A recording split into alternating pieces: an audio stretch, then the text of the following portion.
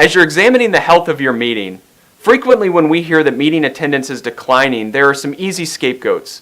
Location, timing of the meeting. We've even heard in the past year the quality of the food and the comfort of the chairs. Yes, the comfort of the chairs is keeping attendees away. The one that needs a closer look in your organization is content. And do you have a content disconnect between the individuals that are creating the programming and the ones that you're actually intending that programming to appeal to? Let me give you two mini cases. In one professional society, what we found in conducting research with them in the past year is that the frequent meeting attendees have typically been senior, more established members. But these are not the individuals that the association is currently targeting in their growth strategy and in their engagement strategy. Those are individuals that have been members for, let's say, 7 years or less.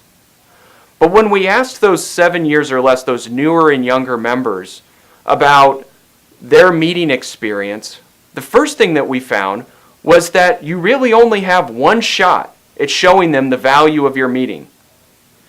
If they go to the meeting once, they're rarely coming back because the content isn't relevant to them, it's too advanced, it's not unique. So if they're coming at all, they come once, they don't see anything they like, they're not coming back.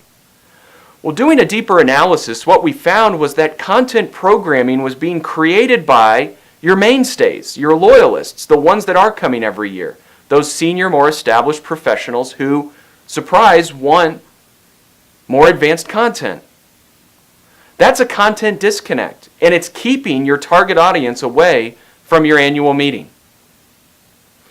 In a second example, we're looking at another professional society that is made up of roughly 80% practitioners, those that are practicing, they're in the field, and about 20% academics.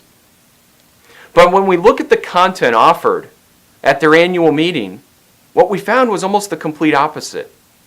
Very research-heavy, academically oriented content, about 80%, with about 20% being very practical, or things that I can put to use in the day-to-day. Well, once again, surprise, the one group that they want to be engaging with, the practitioners, aren't coming to the meeting. The meeting now has a reputation of being too academically oriented, too fundamental.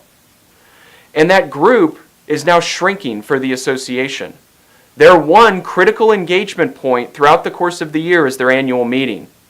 And because of that content disconnect, they're starting to see a decline in their overall membership. Before we're quick to blame location, timing, or the comfort of the chairs, take a closer look at the content you're developing and who that content is really intended for.